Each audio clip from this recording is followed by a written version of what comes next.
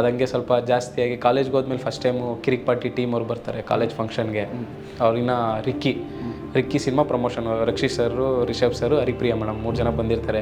ಅವ್ರ ಸ್ಟೇಜ್ ಮೇಲೆ ಏನೋ ಅವ್ರ ಮುಂದೆ ಮಿಮಿಕ್ರಿ ಮಾಡ್ತೀನಿ, ಅಲ್ಲೇ ಸ್ಟೇಜ್ ಮೇಲೆ ಅವ್ರಿಗೊಂದು ಅವಕಾಶ ಕೇಳ್ತೀನಿ, ಅವರು ಅವಕಾಶ ಕೊಡ್ತಾರೆ, ಹೇಳ್ತಾರೆ ಸ್ಟೇಜ್ ಮೇಲೆ ನೆಕ್ಸ್ಟ್ ಸಿನಿಮಾದಲ್ಲಿ ಹಾಕೊತೀವಿ ಸುಧಾಕರ್ನ ಅಂತ. ಒಂದು ಅರ್ಧ ಸಿನಿಮಾವರೆಗೂ ಅವ್ರ ಜೊತೆ ಓಡಾಡಿದ್ದೀನಿ ನಾನು. ಆಮೇಲೆ ಕಾಲೇಜ್ ಎಕ್ಸಾಮ್ಸು, ಇಲ್ಲಿ ಸಿನಿಮಾ ಶೂಟು. ಬಟ್ ಇಲ್ಲಿ ನಮಗೆ ಅಂಥ ಪ್ರಾಮಿನೆಂಟಾಗಿರೋ ರೋಲ್ ಏನು ಸಿಗ್ತಾ ಇರಲಿಲ್ಲ, ಸಣ್ಣ ಪುಟ್ಟದೇನೋ ಸಿಗೋದು. ಬಟ್ ಕಾಲೇಜು ಎಕ್ಸಾಮ್ಸ್ ಮಿಸ್ ಮಾಡಿ ಮಾಡೋಷ್ಟು ಇದಿರಲಿಲ್ಲ. ಅಲ್ಲಿ ಹೋಗ್ತಿದ್ವಿ, ಅದರಲ್ಲೂ ಸಖತ್ ಸ್ಕ್ಯಾಮ್ ಮಾಡೋರು. ಅಪ್ಲಿಕೇಶನ್ ಅಂತ ಹೇಳ್ಬಿಟ್ಟು 100 ರೂಪಾಯಿ 200 ರೂಪಾಯಿ ಎಲ್ಲ ಇಸ್ಕೊಂಡು ಆಡಿಷನ್ಸ್ ಮಾಡೋರು. ಅದೆಲ್ಲ ಸ್ಕ್ಯಾಮು. ಸುಮ್ಮನೆ ಯಾವುದೋ ಒಂದು ಹೋಟ್ಲಲ್ಲಿ ಅದೆಲ್ಲ ಸಿನಿಮಾಗಳೇ ಮಾಡ್ತಾಯಿರಲಿಲ್ಲ ಅವರು. ಇವಾಗ ಅವನು ಲೀಡಾಗಿ ಮಾಡಬೇಕು ಅಂತ ಇರುತ್ತೆ, ನನಗೂ ಲೀಡಾಗಿ ಬಟ್ ಒಂದೇ ಶಾರ್ಟ್ ಫಿಲಮಲ್ಲಿ ಎಲ್ಲರೂ ಇರೋಕ್ಕಾಗಲ್ಲ. ಸೊ ಅವ್ರದ್ದೊಂದು ಒಂದು ಡೈರೆಕ್ಟ್ರಿಗೆ ಮಾಡ್ಕೊಂಡು ಅವರು ಹೀರೋ ಆಗಿ ಮಾಡೋ ಥರ ಶಾರ್ಟ್ ಫಿಲಮ್ಸ್ ಅವ್ರು ಮಾಡ್ತಾರೆ, ನಾನು ಹೀರೋ ಆಗಿ ಮಾಡೋ ಥರ ಶಾರ್ಟ್ ಫಿಲಮ್ಸ್ ನಾನು ಮಾಡ್ತಾಯಿರ್ತೀನಿ. ಎಲ್ಲರೂ ಸೇರ್ ಮಾಡೋ ಅಂಥದ್ದು ಅವಕಾಶ ಬಂದರೆ ಮಾಡ್ತೀವಿ. ಬಟ್ ಅದೇ ಇವಾಗ ಎಲ್ಲರೂ ಒಂದು 10 ನಿಮಿಷದಲ್ಲಿ 3 ಜನ ಹೀರೋ ಅಂತ ಇನ್ನು ಹೆಂಗೆ ತೋರ್ಸೋಕ್ಕಾಗುತ್ತೆ? ಇಬ್ಬರು ರಿಟೈರ್ಡ್ ಅಂದರೆ ಇಬ್ಬರು ಕೆಲಸ ಮಾಡೋ ಮನೇಲಿ ಇರ್ತಾರೆ, ಅಪ್ಪ ಅಮ್ಮ ಇಬ್ಬರು ಇನ್ನೂ ಚಿಕ್ಕ ತಮ್ಮಂದರು, ಅದರಲ್ಲಿ ಒಬ್ಬ ಇವಾಗ ಕೆಲಸಕ್ಕೆ ಹೋಗ್ತಾನೆ. ಸೊ ಕಂಪ್ಲೀಟ್ ಎಲ್ಲ ನಮ್ಮದೇ ರೆಸ್ಪಾನ್ಸಿಬಿಲಿಟಿ. ಅದೇನೋ ಜನ ಅವ್ರು ನನ್ನ ಫುಲ್ ಕುಡ್ಕೊಂಡ್ಕೊಂಬಿಟ್ಟವ್ರೆ. ನನಗೆ ಆಲ್ಕೋಹಾಲ್ ಸ್ಮೋಕಿಂಗು ಇದೇನು ಅಭ್ಯಾಸ ಇಲ್ಲ, ಏನೂ ಮಾಡಲ್ಲ ನಾನು. ಈಗ ಶಾರ್ಟ್ ಫಿಲಮ್ ಕೂಡ ಮಾಡಿದ್ದೀರಾ, ಒಂದು ಸಿನಿಮಾ ಕೂಡ ಮಾಡಿದ್ದೀರಾ. ಶಾರ್ಟ್ ಫಿಲಮ್ಗೂ ಸಿನಿಮಾ ಮಾಡೋಕ್ಕೆ ಎಷ್ಟು ಡಿಫ್ರೆನ್ಸ್ ಇದೆ? ಯಾಕಂದ್ರೆ ನೀವೇ ಹೇಳ್ತಾ ಇದ್ರಿ ಸಿನಿಮಾಗಳಲ್ಲಿ ಅವಕಾಶ ಕೊಡಲ್ಲ ಅಂತ ಹೇಳ್ತಾ ಇದ್ರಿ. ಸಿನಿಮಾ ಸ್ವಲ್ಪ ಕಷ್ಟನೇ ಸರ್ ಯಾವಾಗಲೂ, ಯಾಕೆಂದರೆ ವರ್ಷಾನುಗಟ್ಟಲೆ ಟೈಮ್ ಹಿಡಿಯುತ್ತೆ. ಈಗ ಶಾರ್ಟ್ ಫಿಲಮ್ ಅಂದರೆ ಒಂದು 2 ತಿಂಗಳೊಳಗಡೆ ಕಂಪ್ಲೀಟ್ ರಿಹರ್ಸಲ್ಸ್ ಮಾಡಿ, ಶೂಟ್ ಮಾಡಿ, ಪೋಸ್ಟ್ ಪ್ರೊಡಕ್ಷನ್ ಮಾಡಿ, ಆಮೇಲೆ ರಿಸಲ್ಟು ತುಂಬ ಬೇಗ ಇರುತ್ತಲ್ಲ ಸರ್. ಯೂಟ್ಯೂಬಲ್ಲಿ ಹಾಕ್ತೀವಿ, ನಾವೇನೋ ದುಡ್ಡು ಹಾಕಿರ್ತೀವಿ, ಅದ್ರ ಅರ್ನಿಂಗ್ಸ್ ಗೊತ್ತಾಗ್ಬಿಡುತ್ತೆ, ಬರುತ್ತೋ ಇಲ್ವೋ. 90% ನಮ್ದು ಯಾವುದೂ ಲಾಸ್ ಆಗಿಲ್ಲ. ನಾವು ಹಾಕಿರೋ ಶಾರ್ಟ್ ಫಿಲಮ್ಸ್ ಎಲ್ಲ ನಾವು ಪ್ರಾಫಿಟಲ್ಲೇ ಮಾಡಿರೋದು, ಎಲ್ಲ ಒಳ್ಳೆಯದೇ ಆಗಿದೆ. ಸಿನಿಮಾ ಅದೇ ವರ್ಷಾನುಗಟ್ಟಲೆ ಟೈಮ್ ಹಿಡಿಯುತ್ತೆ, ದುಡ್ಡು ಇನ್ವೆಸ್ಟ್ಮೆಂಟ್ ಜಾಸ್ತಿ ಇರುತ್ತೆ. ಆಮೇಲೆ ಅದು ಥಿಯೇಟ್ರಿಗೆ ಬಂದು ನೋಡಬೇಕಲ್ಲ ಜನ. ನಮ್ಮನ್ನ ಯೂಟ್ಯೂಬಲ್ಲಿ ಲೈಕ್ ಮಾಡ್ತಿದ್ರೆ ಇವಾಗ ಥಿಯೇಟ್ರಿಗೆ ಬಂದು ನೋಡ್ತಾರೆ, ಅವ್ರನ್ನ ಅಲ್ಲಿ ಕರ್ಸೋ ಕೆಪಾಸಿಟಿ ನಮಗಿದೆಯಾ ಅನ್ನೋದು, ಅದೆಲ್ಲ ಒಂದಷ್ಟು ಹೊಸ ಪ್ರಯತ್ನಗಳು ಇವಾಗ ನಮಗೆ. ಈಗ ಆರಂಭದಲ್ಲಿ ಶಾರ್ಟ್ ಫಿಲಮ್ ಮಾಡ್ಬೇಕಾದ್ರೆ ದುಡ್ಡೆಲ್ಲ ಬಜೆಟ್ ಎಲ್ಲ ಅವಾಗ ಅಲ್ಲೆಲ್ಲ ಅವಾಗ ನಮ್ಗೆ ಹೆಲ್ಪ್ ಮಾಡಿದ್ರು ನಮ್ಮ ಬಾಸ್ ಇದ್ದಾರೆ ಅಲ್ಲಿ ಮಾಕ್ಲಿಲಿ, ಸೃಷ್ಟಿ ಲೋಕೇಶ್ ಅಂತ. ಸೊ ಫಸ್ಟು ಅವ್ರು ನಮಗೆ ಅಂದರೆ ನಮಗೆ ಸ್ಟೇಜ್ ಸೆಟ್ ಮಾಡ್ಕೊಡೋಕ್ಕೇನೆ, ಅಂದರೆ ಆ್ಯಸ್ ಅನ್ ಆ್ಯಕ್ಟರ್ ನಾವು ಹೊರಗಡೆ ತೋರಿಸ್ಕೊಳ್ಬೇಕಲ್ಲ, ಏನಾದರೂ ಒಂದು ಪ್ರೊಫೈಲ್ ಬೇಕಲ್ಲ, ಅದಕ್ಕೋಸ್ಕರ ಮಾಡಿ ಶಾರ್ಟ್ ಫಿಲಮ್. ಸೊ ಅವಾಗ ಅವರು ಅದಕ್ಕೆಲ್ಲ ಅವರೇ ಕಂಪ್ಲೀಟ್ ಸಪೋರ್ಟ್ ಮಾಡಿದ್ದು, ಫೈನಾನ್ಷಿಯಲಿ, ಲೊಕೇಶನು, ಶೂಟ್ ಎಲ್ಲ ಅವ್ರದ್ದೇ ಕಂಪ್ಲೀಟು. ಈ ಫೀಲ್ಡಿಗೆ ಬರಬೇಕು ಅನ್ಸುತ್ತೆ ಯಾಕೆ ಸರ್? ಈಗ ಪ್ರತಿಯೊಬ್ಬರಿಗೂ ಈಗ ಹೇಳಿದ್ರಿ ಓದಿದ್ದೀನಿ, ಇಂಜಿನಿಯರಿಂಗ್ ಮಾಡಿದ್ದೀನಿ ಅಂತ ಹೇಳಿದ್ರಿ, ಬಟ್ ಆ್ಯಕ್ಟರ್ ಆಗಬೇಕು ಅಂತ ಪರ್ಟಿಕ್ಯುಲರ್ ಆಗಿ ಅನ್ಸಿದ್ದು ಯಾಕೆ? ಅಂದರೆ ಅದು ಚಿಕ್ಕ ವಯಸ್ಸಿಂದ ಇಂಟ್ರೆಸ್ಟ್ ಸರ್. ನಮ್ಮ ಅಪ್ಪ ಎಲ್ಲ ಫುಲ್ ನಾಟಕದಲ್ಲಿದ್ದರು. ಈ ಮಾಮೂಲಿ ಕುರುಕ್ಷೇತ್ರ ಇವೆಲ್ಲ ಮಾಡ್ತಾರಲ್ಲ ಊರುಗಳಲ್ಲಿ, ಅದರಲ್ಲಿ ಅವರು ನಾಟಕದಲ್ಲಿದ್ದರು.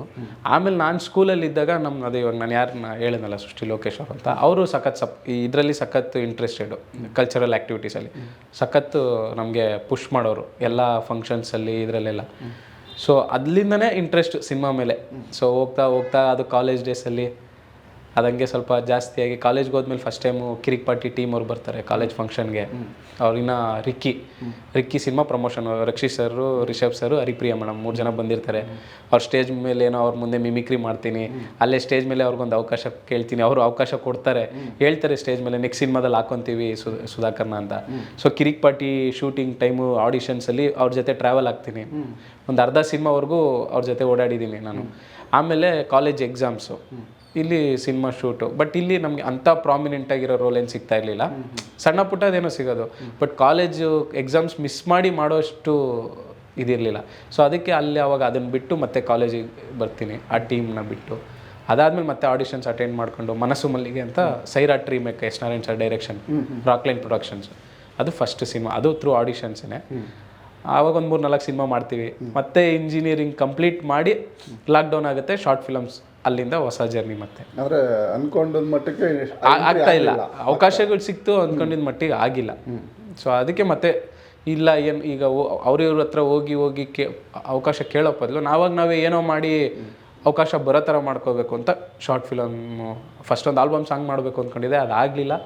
ಶಾರ್ಟ್ ಫಿಲಮ್ ಮಾಡಿದ್ವಿ, ಅದು ಚೆನ್ನಾಗಿ ಹೋಯಿತು. ಅಲ್ಲಿಂದ ಚೆನ್ನಾಗಿ ಹೋಗಿದೆ ಲೈಫ್. ಆ್ಯಕ್ಚುಲಿ 7-8 ಇಯರ್ಸ್ ಬ್ಯಾಕ್ ಅಂದರೆ ವಾಟ್ಸಪ್ಪಲ್ಲಿ ಫಾರ್ವರ್ಡ್ ಮೆಸೇಜ್ಗಳು ಬರೋದು, ಅಲ್ಲಿ ಇಲ್ಲಿ ಆಡಿಷನ್ಸ್ ಇದೆ, ಆ ಸಿನಿಮಾ ಈ ಸಿನಿಮಾ ಅಂತ. ಅಲ್ಲಿ ಹೋಗ್ತಿದ್ವಿ, ಅದರಲ್ಲೂ ಸಖತ್ ಸ್ಕ್ಯಾಮ್ ಮಾಡೋರು. ಅಪ್ಲಿಕೇಶನ್ ಅಂತ ಹೇಳ್ಬಿಟ್ಟು 100 ರೂಪಾಯಿ 200 ರೂಪಾಯಿ ಎಲ್ಲ ಇಸ್ಕೊಂಡು ಆಡಿಷನ್ಸ್ ಮಾಡೋರು. ಅದೆಲ್ಲ ಸ್ಕ್ಯಾಮು. ಸುಮ್ಮನೆ ಯಾವುದೋ ಒಂದು ಹೋಟ್ಲಲ್ಲಿ ಅದೆಲ್ಲ ಸಿನಿಮಾಗಳೇ ಮಾಡ್ತಾ ಇರಲಿಲ್ಲ ಅವರು. ಸೊ ಅದೆಲ್ಲ ಅಟೆಂಡ್ ಮಾಡಿದ್ದೀವಿ. ಸ್ಕ್ಯಾಮಲ್ಲೂ ನೀವು ಅದೆಲ್ಲ ಅವಾಗ ಅಷ್ಟು ಈ ಇಂಟ್ರೆಸ್ಟ್ ಸರ್ ಸಿನಿಮಾ ಅಂದರೆ. ಒಂದೇ ಒಂದ್ಸಲಿ ಸ್ಕ್ರೀನಲ್ಲಿ ಬಂದ್ಬಿಟ್ರೆ ನಮ್ಮನ್ನು ಜನ ಗುರುತಿಸ್ತಾರೆ ಅಂತ ಒಂದು ಆಸೆ ಇರುತ್ತಲ್ಲ, ಅವಾಗ ಆ ಥರ ತುಂಬ ಅಲ್ದಾಡಿದ್ದೀವಿ. ನಿಮ್ಮ ನೇಟಿವ್ ಯಾವ ಸರ್? ನೇಟಿವ್ ಬಂದ್ಬಿಟ್ಟು ಶಿರಾದಿಂದ ಆಚೆ ಸರ್. ಶಿರಾ ತುಮಕೂರು ಶಿರಾ ಇದೆಯಲ್ಲ ಅದರಿಂದ ಆಚೆ ರೊಳ್ಳೆ ಅಂತ ಆಂಧ್ರಾಗೆ ಬರೋದು. ಅದು ಕನ್ನಡ ಮಾತಾಡೋದು ಬಟ್ ಆಂಧ್ರ ಸ್ಟೇಟು. ಅಂದರೆ ಸ್ಟೇಟ್ ಆಂಧ್ರಾಗೆ, ಗೌರ್ಮೆಂಟ್ ಆಂಧ್ರ, ಬಟ್ ಮಾತಾಡೋದು ಕನ್ನಡ. ಆ ಥರ ಒಂದು ಪ್ಲೇಸು. ನಿಮಗೂ ತೆಲುಗು ಎಲ್ಲ ಬರುತ್ತೆ. ಅದು ಆಮೇಲೆ ನಾನು ಚಿಕ್ಕ ವಯಸ್ಸು ಫಸ್ಟ್ ಸ್ಟ್ಯಾಂಡರ್ಡಿಂದ ಇಲ್ಲಿ ಮಾಕ್ಲಿಲೇ ಇರೋದು, ಬೆಂಗಳೂರು ನೆಲಮಂಗಲ ಮಾಕ್ಲಿ. ಸೊ ಈಗ ಹೇಳ್ತಾ ಇದ್ರಿ, ಈಗ ಜೊತೆಗೆ ಏನಾಗುತ್ತೆ ಅಂದರೆ ಆರಂಭದಲ್ಲಿ ಒಂದಷ್ಟು ಜನ ಜೊತೆಗೆ ಸೇರ್ಕೊಂಡು ಮಾಡ್ತಾ ಇರ್ತೀರಾ.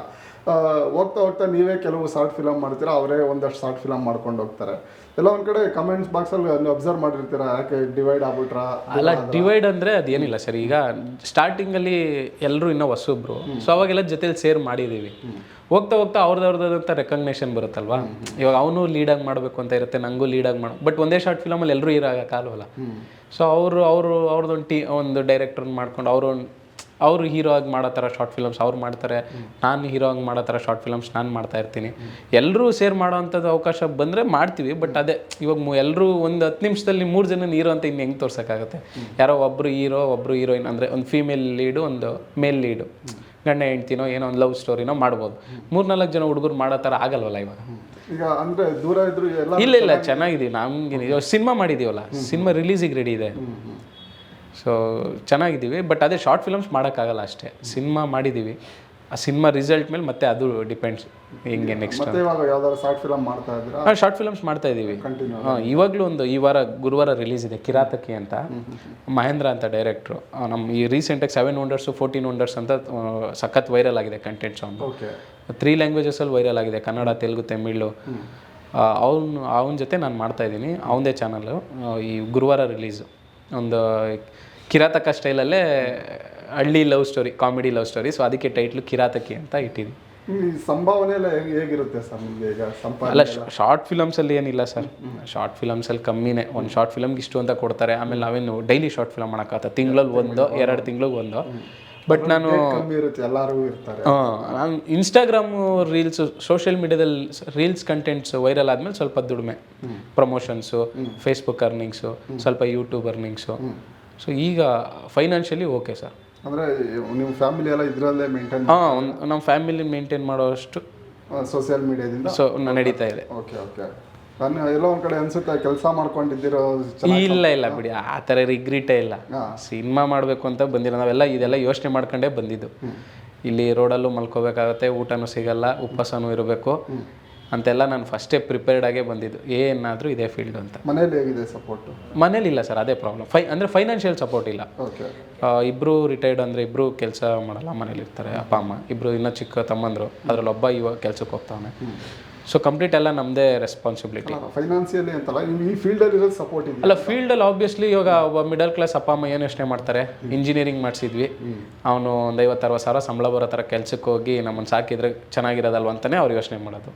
ಸೊ ಅವರು ಯಾರು, ನಾನಾದ್ರೂ ನೀವಾದ್ರೂ ಅದೇ ಯೋಚನೆ ಮಾಡ್ತೀವಿ. ಸೊ ಸಿನಿಮಾ ಇವೆಲ್ಲ ಯಾಕೆ ಬೇಕು ನಮಗೆ, ಇವೆಲ್ಲ ಆಗುತ್ತಾ ಅಂತಲೇ ಯೋಚನೆ ಮಾಡೋದು. ಇಷ್ಟೊಂದು ಫೇಮಸ್ ಆಗಿದ್ದೀರಾ ಸೋಷಿಯಲ್ ಮೀಡಿಯಾದಲ್ಲಿ, ಅದ್ರ ಬಗ್ಗೆ ಅಂದರೆ ನಮ್ಮ ಮನೆಯವ್ರಿಗೇನು ಅಷ್ಟೊಂದು ಗೊತ್ತಿಲ್ಲ ಅನ್ಕೊತೀನಿ ಇದ್ರ ಬಗ್ಗೆ ಎಲ್ಲ. ಅವ್ರಿಗೆ ಐಡಿಯಾ ಇಲ್ಲ ಅನ್ಸುತ್ತೆ. ಒಂದು ಸ್ವಲ್ಪ ಏನೋ ಗೊತ್ತಿರ್ಬೋದು, ಇವನು ಆ್ಯಕ್ಟಿಂಗ್ ಮಾಡ್ತಾನೆ, ಇವೆಲ್ಲ ಮಾಡೋನೆ ಅಂತ ಗೊತ್ತು. ಬಿಟ್ಟರೆ ಈ ಥರ ಫೇಮಸ್ ಇದೆ ಅಂದರೆ ಒಂದು ರೆಕಗ್ನೇಷನ್ ಇದೆ, ಮೊಬೈಲ್ ಎಲ್ಲ ಇಲ್ಲ. ಅವರೆಲ್ಲ TV, ಮನೆ ಸೀರಿಯಲ್ಲು ಆ ಥರ. ಸೊ ಅವ್ರಿಗೆ ಅಷ್ಟೊಂದು ಗೊತ್ತಿಲ್ಲ ಅನ್ಕೊತೀನಿ, ನಮ್ಗೊಂದು ಸ್ವಲ್ಪ ರೆಕಗ್ನೇಷನ್ ಇದೆ ಅಂತ. ಜೊತೆಗೆ ಈ ಏಜಲ್ಲಿ ಲವ್ ಗಿವ್ ಇದೆಲ್ಲ ಇದ್ದೇ ಇರುತ್ತೆ. ಅಲ್ಲ, ಅವೆಲ್ಲ ಇತ್ತು, ಆಗ್ತಾನೆ ಇರುತ್ತೆ ಬಿಡಿ ಸರ್. ಪ್ರೆಸೆಂಟ್ ಇದಾರ ಯಾರಾದರೂ ಅಂತ? ಸದ್ಯಕ್ಕೆ ಪಾಪ ನಿಮ್ಗೂ ಸಾಕಷ್ಟು ಜನ ಫ್ಯಾನ್ಸ್ ಇದ್ದಾರೆ. ಯಾವ ಫ್ಯಾನ್ಸ್ ಇಲ್ಲ ಸರ್. ಅವೆಲ್ಲ ನಮ್ಮ ಕಂಟೆಂಟ್ಗೆ ಅಷ್ಟೇ ಸರ್ ಅವರೆಲ್ಲ ಫ್ಯಾನ್ಸು, ನಮಗಲ್ಲ. ಆ ಜಮಾನ ಎಲ್ಲ ಹೋಯ್ತು. ಇಂಡಿವಿಜುವಲ್ ಆಗಿ ಇವಾಗ ಒಬ್ಬ ರಾಜ್ಕುಮಾರ್ ಅವರು, ಒಬ್ಬ ವಿಷ್ಣುವರ್ಧನ್ ಅವರು, ಶಂಕರ್ ನಾಗ್ ಅವರು, ಅಂಬರೀಷ್ ಅವರು ಪರ್ಟಿಕ್ಯುಲರ್ ಅವ್ರಿಗೆ ಅಂತ ಫ್ಯಾನ್ಸ್ ಇರೋದು. ಯುಗದರ್ಶನ್, ಸುದೀಪ್ ಅವರು. ಇನ್ನು ಸೋಷಿಯಲ್ ಮೀಡಿಯಾಗೆ ಬಂದಮೇಲೆ ನಾನು ಕೇಳಿದ್ರೆ ಅವರು ನಮಗೆ ಅಂತ ಏನು ಫ್ಯಾನ್ ಇರಲ್ಲ. ನಾವು ಮಾಡೋ ಕಂಟೆಂಟ್ಸು, ಈಗ ನೆಕ್ಸ್ಟ್ ನಾನು ಯಾವುದೋ ಕಂಟೆಂಟ್ ಚೆನ್ನಾಗಿ ಮಾಡಿಲ್ಲ ಅಂದರೆ ಅವ್ರು ಲೈಕ್ ಮಾಡಲ್ಲ. ಹಂಗಿರುತ್ತೆ ಅಷ್ಟೇ. ಎಲ್ಲೋ 100ಕ್ಕೆ ಇಬ್ಬರು ನಮ್ಗೆ ಇಷ್ಟಪಡೋ ಅಂತಾರೆ. ಕಂಟೆಂಟ್ ಅಂತ ಜಾಸ್ತಿ ಡ್ರಿಂಕ್ಸ್ ಬಗ್ಗೆನೇ, ಅದರಲ್ಲಿ ಅಂದರೆ ಅದೇ ಸರ್ ನಾನು ಹೇಳಿದ್ನಲ್ಲ, ಫಸ್ಟ್ ಕಂಟೆಂಟು ಅದು ವೈರಲ್ ಆಯ್ತಲ್ಲ, ಅದೇನೋ ಜನ ಅವ್ರು ನನ್ನ ಫುಲ್ ಕುಡ್ಕ ಅಂದ್ಕೊಂಡ್ಬಿಟ್ಟವ್ರೆ. ನನಗೆ ಆಲ್ಕೋಹಾಲು ಸ್ಮೋಕಿಂಗು ಇದೇನು ಅಭ್ಯಾಸ ಇಲ್ಲ, ನಿಜವಾಗ್ಲೂ ಏನು ಮಾಡಲ್ಲ ನಾನು, ಸರಿನಾ? ಇಲ್ಲ ನಾನು ರಿಯಲ್ ಆಗೇ ಮಾಡಲ್ಲ. ಬಟ್ ಆಕ್ಟಿಂಗ್ ನಿಮ್ದು ಅದಷ್ಟೇ ಸರ್, ಅದು ನೋಡಕ್ಕೆ ಹಂಗೆ ಕಾಣಿಸ್ತೀನಿ. ಯಾರು ಇನ್ಸ್ಪಿರೇಷನ್ ಇರುತ್ತಲ್ಲ ಸರ್? ಈ ನಮ್ಮ ಫ್ರೆಂಡ್ಸ್ ಗ್ಯಾಂಗಲ್ಲಿರೋ ಕತೆಗಳೇ ಅವೆಲ್ಲ. ಓಕೆ. ನನ್ನ ಜೊತೆಲಿರೋ ಗ್ಯಾಂಗಲ್ಲಿ ಎಲ್ಲರೂ ಕುಡಿತಾರಲ್ಲ, ಅವ್ರು ಮಾಡೋ ಸಣ್ಣ ಪುಟ್ಟ ಮಿಸ್ಟೇಕ್ಸು ತರಲೆಗಳ್ನೇ ನಾನು ಲೈನ್ ಎತ್ಕೊಂಡು ಸಿನಿಮಾ ಕತೆಗಳ್ನ ಎತ್ಕೊಂಡು ಆ ಸಿನಿಮಾಗೆ ಅದಕ್ಕೆ ಸ್ಪೂಫ್ ಥರ ಮಾಡಿ ಅದನ್ನು ಕಂಟೆಂಟ್ಸ್ ಮಾಡೋದು. ಸೊ ನಾನು ಕುಡಿಯಲ್ಲ, ಬಟ್ ಜನ ಏನು ಅಂದರೆ ಅದನ್ನು ಅಕ್ಸೆಪ್ಟ್ ಮಾಡ್ಕೊಂಬಿಟ್ಟವ್ರೆ ನನ್ನ ಕುಡ್ಕ ಅಂತ. ನಾನು ಆ ಕಂಟೆಂಟ್ ಮಾಡಿದ್ರೆ ಸಾಕು ಇಷ್ಟಪಡ್ತಾರೆ. ಓಕೆ. ಸೊ ನಾನು ಇನ್ನೇನು ಮಾಡೋದು, ಇವಾಗ ಅವ್ರಿಗೆ ಇಷ್ಟ ಆಗೋ ಥರ ಕಂಟೆಂಟೇ ಮಾಡಬೇಕಲ್ವಾ? ಈಗ ಒಂದು ಎಕ್ಸಾಂಪಲ್ ಹೇಳ್ತೀನಿ. IPL ನಡಿಬೇಕು, RCB ಬಗ್ಗೆ ನಾನು ಕಂಟೆಂಟ್ ಮಾಡ್ತೀನಿ. ನನಗೆ ಧೋನಿ ಇಷ್ಟ, ನಾನು ಡಯರ್ಡ್ ಧೋನಿ ಫ್ಯಾನು, ಸರಿನಾ?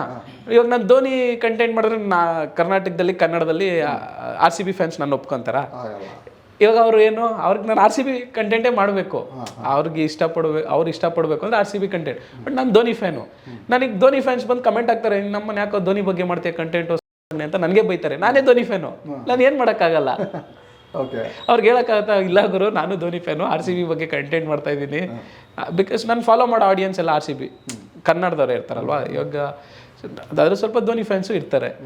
ಸೊ ಹಿಂಗೆ ಪರಿಸ್ಥಿತಿ. ಇವಾಗ ನಾನು ಕುಡಿಯಲ್ಲ, ನನ್ನ ಕಂಟೆಂಟ್ ಅದೇ ಮಾಡಬೇಕು, ಜನ ನಾನು ಹಂಗೆ ಒಪ್ಕೊಂಬಿಟ್ಟಾರೆ, ನಾನು ಏನು ಮಾಡೋಕ್ಕಾಗುತ್ತೆ?